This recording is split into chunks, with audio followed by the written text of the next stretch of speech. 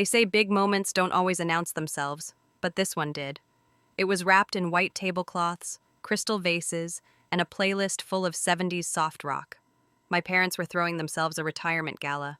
After 35 years in the airline industry, they wanted to go out with style, valet parking, a string quartet, and more shrimp cocktail than anyone asked for.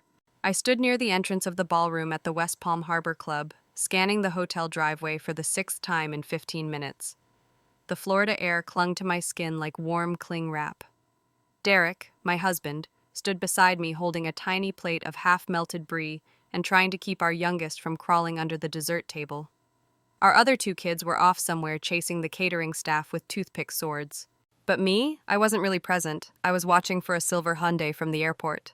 Harper had texted 2 hours earlier. Just landed, on my way, don't let them start the toasts without me. She was 20, in college, broke, but proud. She'd bought her plane ticket from Denver on her own, picked out a navy blue dress that she paid to have dry cleaned, and handmade a gift, a wood-framed photo collage of my parents with all the grandkids, including herself. It was the kind of effort that spoke volumes. She wasn't just showing up, she was honoring them. At 7:14 p.m., I checked my phone again. Still nothing. I slipped away from the main room and found my mom near the back, rearranging votive candles like a director blocking a scene. Her hair was pinned up in its usual retro style, and she was wearing the gold necklace I'd bought her last Christmas, though she never mentioned receiving it. "Hey," I said, light and casual. "Harper's probably pulling in any minute. Can we hold off on the champagne toast just a bit?" My mom didn't look at me right away. She straightened a napkin, then said flatly, "Oh, she came by earlier." I blinked. "She what?" "She showed up a little after 6, but we had a quick word." My heart dropped. "What do you mean?" My dad chimed in from behind her, holding a glass of scotch like a gavel. "It just didn't feel like the right event for her." I stared at them, waiting for some clue this was a misunderstanding. "Not the right event?" I repeated. "It's more of an intimate family gathering," my mom added. "We didn't want to complicate things." My jaw clenched. She is family. There was a pause, then my dad said it, calm and final. "Not in the same way." That phrase, that line, it cut cleaner than anything shouted ever could. "She flew across the country," I said, my voice shaky. "She used her own money. She missed her internship welcome dinner just to be here." "We didn't mean to hurt her," my mom insisted, brushing invisible lint from her sleeve. "We just didn't want distractions." I couldn't feel my hands. My cheeks burned. I opened my phone and called Harper, straight to voicemail. I texted, "Where are you?" 10 minutes later, she replied, "At a diner down the road, not sure where else to go." I read the message 3 times before turning to Derek. "We're leaving." "Now?" he asked quietly. "Right now." He didn't argue. He handed me the car keys, gathered the kids, and we walked out of that ballroom as if it were a burning building. No speeches, no drama, just the cold, suffocating realization that some doors never truly open, even when you've spent your whole life knocking. Outside, the air smelled like chlorine and resentment. My fingers trembled as I texted Harper back, "We're coming to you." We didn't make a scene. We made a choice. And everything changed from there. Harper sat across from me at a corner booth in a barely lit diner called Daisy's, 2 blocks from the venue. The kind of place that still had jukebox buttons at the tables and smelled faintly of burnt coffee and syrup. She was stirring a cup of decaf with a chipped spoon, even though I knew she hated decaf. She always said it tasted like giving up. She didn't look up when I slid in across from her. She didn't need to. She knew it was me. "I didn't want to mess anything up," she said softly, eyes still focused on the swirling cream. "You didn't," I answered, trying not to sound like I was holding back tears. "They did." She nodded, once, slowly, but she didn't smile. She didn't cry either. Harper never really cried. She gets that from me. When I was her age, I thought loyalty meant bending yourself in half to make room for other people's comfort. I thought family meant forgiving every insult, every absence, every time they looked through you like you were wallpaper. I carried that belief into adulthood like a family heirloom, something cracked but inherited, something no one dared question. Harper was born when I was 22, in the middle of my first marriage. Her dad, Andre, was a firefighter, kind, quiet, solid. My family never liked him, said he was rough around the edges. What they really meant was, not one of us. He came from a foster background, didn't go to college, didn't say the right things at dinner. He hugged too easily, smiled too long. My mother once asked me over Thanksgiving pie, "So, is this serious?" We'd already been married 6 months. And when Harper was born, they acted like she was an obligation. They showed up to the hospital with store-brand teddy bears and forced enthusiasm. When the other grandkids got handmade quilts and monogrammed baby books, Harper got a blanket that still had the price tag on it. But I didn't push back. Not really. I just told myself they'd come around. They didn't. Every Christmas, they sent her generic gifts. One year, all the cousins got tree ornaments with their names in glitter. Harper's just said joy in block letters. My mom said we weren't sure what she was into. She was 4. She was into crayons and grilled cheese. It wasn't complicated. I started noticing it more when she got older. How Harper would fold herself into silence when my mom cut her off mid-sentence. How she smiled tightly when my dad skipped over her in group photos. I tried talking to them once. My mom said I was overreacting, that I was always looking for problems. Eventually, I stopped bringing it up. I kept the peace, because that's what I was taught to do.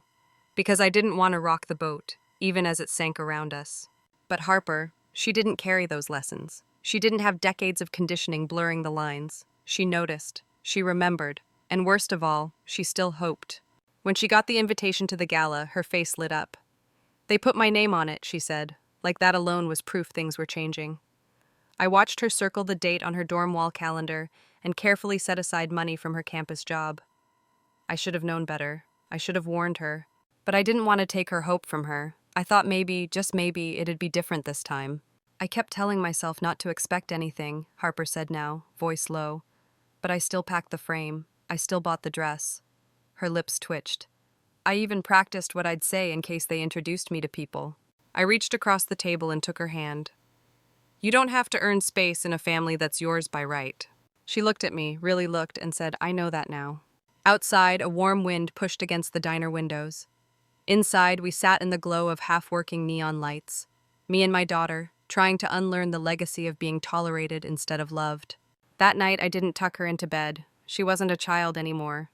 But I did sit beside her as she fell asleep, just to make sure the world outside stayed quiet. The next morning, sunlight hit our living room like it was trying too hard. Bright, insistent, almost offensive. Harper was still asleep upstairs, curled under an old quilt my Aunt Linda had made for her years ago. Aunt Linda, the only relative who'd ever said, she looks just like you, like it was a compliment. I sat at the kitchen table, watching my coffee go cold while Derek scrambled eggs barefoot, humming something off-key. The kids were arguing about whether pancakes were better than waffles, oblivious to the quiet shift happening in our home. Something had broken the night before, but instead of falling apart, we'd slipped into something else, something stronger, something truer. And I wasn't the only one who felt it. Ruth, my younger sister, called just after 10 a.m. I heard what happened, she said, skipping pleasantries. They told Harper she wasn't family, I replied flatly. She flew in. They turned her away at the door. There was silence on the line, a long one. Then, wait, they told me she wasn't coming. They said she canceled last minute. I closed my eyes. They lied, Ruth. Ruth inhaled sharply. I could hear her kids in the background, cartoons playing too loud, a sippy cup being dropped. Then she said it, low and furious. That's disgusting. They looked her in the eye and told her she wasn't part of the family, I added, word for word. I don't even know what to say, she whispered. You don't have to, I said. I just needed you to know. Another pause, then quietly. Let me talk to James. We'll figure something out. That was Ruth, always soft-spoken, but never soft on what mattered. Unlike Bryce, our older brother, who called 20 minutes later with fire in his throat. You left the gala, you made a scene. I didn't throw a chair, Bryce. I left with my daughter, quietly. You humiliated them, June. No, I said, voice calm. They humiliated themselves. He scoffed. You've always been dramatic. And you've always been complicit. That stunned him for a beat. They're old, he said finally. Let them be who they are. They were cruel, I corrected. Let's call it what it is. Silence again. Then he said it, the sentence that told me everything I needed to know. This isn't worth blowing up the family over. And that's when I realized he still thought there was a family to blow up. By noon, Harper was up. She padded into the kitchen in her borrowed pajamas, hair in a bun, eyes tired but steady. You okay? I asked. She nodded. Yeah, better now. Then she poured herself a glass of juice and sat down next to her siblings like nothing had happened. Like she hadn't been emotionally exiled by the very people who were supposed to be her roots. She was stronger than I had ever been at her age. Later that day, I got another call, this time from my parents. The voicemail was brittle, layered in forced calm. June, it's your mother. We think there may have been some misunderstandings last night. We'd really like to talk, maybe clear the air. We love Harper. Of course we do. But here's the thing, love isn't what you say after the fact, it's what you do in the moment. They closed the door on my daughter, but in doing so, they opened another, one that led straight to clarity. Not bitterness, just truth. And truth, I was learning, has no room for apology tours. That night, we ate dinner together, all 5 of us, at the big table we barely used. We laughed, we passed dishes. Harper told us about her film class and how she was thinking about switching majors. And for the first time in a long time, I didn't feel like I was trying to keep my family together. We already were. I knew it wasn't over, not really.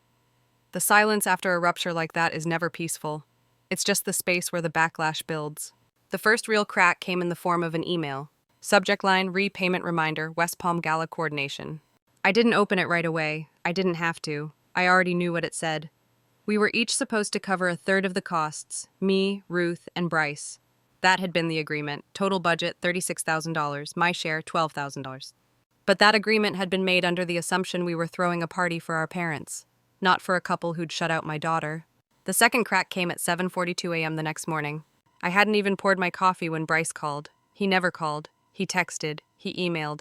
But that morning he called, and I made the mistake of answering. "What the hell, June?" he snapped. "Are you seriously skipping out on the bill? Morning to you, too. This isn't a joke. You and Ruth just walk out of the event and leave me with the full cost? This is Mom and Dad's retirement. You're making a spectacle." I took a breath. They told Harper she wasn't family. She flew across the country, Bryce. She's being dramatic. You know how she gets. That was it. That was the line that set everything on fire. "No," I said, voice suddenly cold. "I know how they get." There was a beat of silence. Then Bryce went full throttle. "This is insane. You're blowing up decades of tradition over a misunderstanding. Do you even realize what you've done to Mom and Dad? They were in tears." "Good," I said without flinching. That stopped him, stunned him into silence. "You've lost your mind," he hissed. "You're trying to ruin this family." And then I said the line I didn't even know I had inside me until that moment. "If one person walking out ruins your big day, Bryce, it was never a family celebration. It was a performance." And then I hung up. My hand shook a little as I set the phone down, but I didn't regret it. Derek, across the kitchen island, raised an eyebrow. "That go how you expected?" "Better," I said. Harper walked in a minute later, rubbing sleep from her eyes. I told her everything. She didn't say a word. She just reached over and lightly tapped her fingers against mine. That small gesture. It told me everything I needed to hear. The next call came from my mom. I didn't answer. Then Ruth texted, "We're not paying either, just FYI." I held up my phone to Derek. "Strength in numbers," he said, grinning. By lunchtime, the group chat was imploding. Cousins asking what happened. Uncle Greg posting, "Checking in, you good?" And then, the crown jewel, a forwarded message from our cousin Amanda, still at the hotel. Total mess. Bryce tried to run the slideshow, froze the screen. Mom said something about a misunderstanding into the mic during appetizers. People are leaving early. It's awkward AF. I handed the phone to Ruth, who had just stopped by with her youngest in tow. She read it, then snorted into her iced tea. We sat in my kitchen, quiet, watching our kids play with action figures and spill goldfish crackers everywhere. "I keep waiting for someone to fix it," Ruth said softly. I looked at her. "We're the ones who always fix it." She nodded. "And we didn't." I exhaled. "Nope, not this time." And for the first time in my life, I didn't feel guilty about it. I felt free. It was 3 days after the gala when the knock came. Not a soft, uncertain knock. Not the kind of knock that says, "Are you home?" No. It was the knock of people who believed they still had authority, who thought a door, once opened for them in childhood, would always swing the same way. I was folding laundry in the den when I heard it. Derek was in the kitchen, and he beat me to the door. He peeked through the blinds, turned to me, and mouthed, "It's them." I didn't need to ask who. My parents stood on the porch like they were delivering good news. My mom held something in her hand, a folder, probably filled with some mix of receipts, apology letters, or explanations dressed up in printed fonts. My dad wore a navy blazer like he always did when he wanted to seem reasonable. I didn't panic. I didn't fume. I just handed Derek the laundry basket and said, "I've got this." Then I opened the door. "June," my mom began with a smile that didn't reach her eyes. "We thought we'd stop by for a quick chat." My dad added, "Just to clear the air, especially with Harper." Ah, there it was, not an apology, an intervention. "She's upstairs," I said.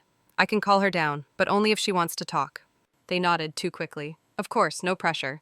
I climbed the stairs and found Harper on her laptop, half watching a movie, headphones in. "They're here," I said. "Want to talk to them?" She looked at me, calm, not scared, just thoughtful. "Sure," she said. She walked downstairs like she had nothing to prove. Arms crossed, posture straight. She sat across from them on the couch, and I stepped into the kitchen, not to eavesdrop but to protect space.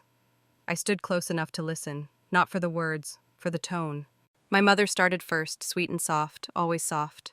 "We didn't mean to hurt you," she said. "It was a hectic night. We love you, of course we do." Harper's voice was quiet but precise. "You said I wasn't family." My mom blinked, caught off guard. "That's not what we said." "You said," Harper repeated, "you'd decided I wasn't family anymore. I remember the words exactly." My dad jumped in. "What we meant was immediate family only." I flew 5 hours. I saved for months. I missed an event I really wanted to attend. I brought a gift, and you didn't let me pass the sidewalk. There was a long pause. My mom tried again. "Sweetheart, that's not fair." Harper interrupted gently. "Neither is what you did." Another pause. Then Harper said the line that stopped time. "And I'm not mad, I'm just done." That was it. Nothing cruel, nothing bitter. Just a quiet wall being built brick by brick, strong, steady, and final. My mom opened her mouth, closed it. My dad looked at the folder in his hands like it was suddenly irrelevant. 5 minutes later, the door closed behind them. They didn't say goodbye. They didn't ask for forgiveness. They didn't offer any either. That night, Harper sat beside me on the couch and said, "I don't want to keep trying for people who don't try back." I swallowed the lump in my throat. "I used to fall for it too," I told her. She shook her head slowly. "You didn't," she said. "You stopped." Then she rested her head on my shoulder, like she had when she was a kid. And for the first time in a long time, I didn't feel like I had to explain, or justify, or protect anything. We were done explaining, done chasing, done bending ourselves into smaller versions just to fit into someone else's vision of family. We were done, and we were okay. It only took a few days for the narrative to shift. According to my Uncle Greg, we had blown up the family over a misunderstanding. According to Aunt Liz, Harper had overreacted and I had enabled her. And according to my brother Bryce, he was stuck with a $36,000 invoice and 2 silent sisters. Apparently, our decision not to pay our share of the gala wasn't just inconvenient, it was war. He left me a voicemail the next week, his voice somewhere between a lecture and a threat. "You really think you can just disappear and leave me holding the bag? We agreed. You don't get to throw a tantrum, walk out of mom and dad's retirement, and then vanish. Grow up, June." I played it twice just to hear it clearly. Then I muted my phone and flipped a pancake. Harper had asked for pancakes that morning. She was still staying with us, her return flight delayed so she could just be home a little longer. I didn't mind, not even a little. That afternoon, the blowback escalated. My parents showed up again. This time, no folder, no attempts at charm, just exhaustion and maybe panic. I didn't answer the door. Derek did. He stood tall, arms crossed, the same way he does when he's protecting something that matters. They asked if we'd reconsider. They said Bryce was overwhelmed, that family means compromise. Derek just said, "Not this time." Then he closed the door, firm, quiet. And that was that. A week later, Ruth texted me. "They changed the will. Bryce is now the sole heir." I stared at the message for a long time. Then I wrote back, "Let him have it. Let him have all of it." And I meant every word. There's a strange kind of clarity that comes when you stop asking to be seen by people who refuse to see you. You stop dressing up your hurt in politeness. You stop defending the indefensible. And you start building something else, something real. Ruth and I didn't make some dramatic announcement. We didn't post anything or hold a family tribunal. We just stopped showing up. No more birthdays out of obligation. No more group texts that felt like performance art. No more making our daughters feel like they had to earn space in their own lineage. Harper flew back to school a few days later. She hugged me tight at the airport and said, "Thanks for not making me feel crazy." "You were never crazy," I said. "You were just brave enough to say it out loud." And she smiled, the kind of smile that doesn't need permission. A few months passed. Then one afternoon, Bryce showed up at my door. I didn't invite him in. He looked tired, not just physically, something in him was unraveling. He said mom and dad had drained the family savings trying to keep up appearances. The travel club, the imported furniture, the wine fridge in the house they didn't even fully own. "There's nothing left," he said, "nothing to inherit, just debt." I let him talk, let him sit in the silence. Then I said, "They lied to you too." He nodded once, a little too slowly, then he left. I haven't heard from him since. And as for me, I'm okay, really I am. I chose my daughter. I chose peace. I chose truth over tradition and self-respect over silence. Do I miss having a big family? Sometimes. But then I remember, family isn't who you perform for. It's who shows up when the curtains fall. And Harper? She still calls every Sunday. She got promoted at her internship. She adopted a rescue cat. Her apartment smells like coffee and cinnamon and freedom. She never mentions her grandparents anymore. And honestly, I don't think she remembers them. And me? I don't remember the pain as much as I remember the moment I stood up and walked away. Not to punish, but to protect. Sometimes the hardest thing we'll ever do is walk away from the people who taught us to stay silent. But choosing your peace doesn't make you selfish. Choosing to protect your child doesn't make you dramatic. And choosing yourself, that's not betrayal, that's survival. If you've ever been told you were too much, not enough, or not really family, this story is your reminder. You're allowed to draw the line. You don't owe anyone your silence just because they share your blood. You don't owe loyalty to a legacy that never loved you back. Harper and I, we didn't leave to cause a scene. We left because it was the only way to stop shrinking inside it. And maybe, just maybe, that's the beginning of a better ending. If this story resonated with you, if you've ever chosen truth over tradition, or dared to protect the peace you built yourself, you're already one of us. Subscribe to Sweet Revenge, Happy Ending for more stories like this, where the quiet ones rise, the overlooked ones reclaim, and the endings finally belong to us.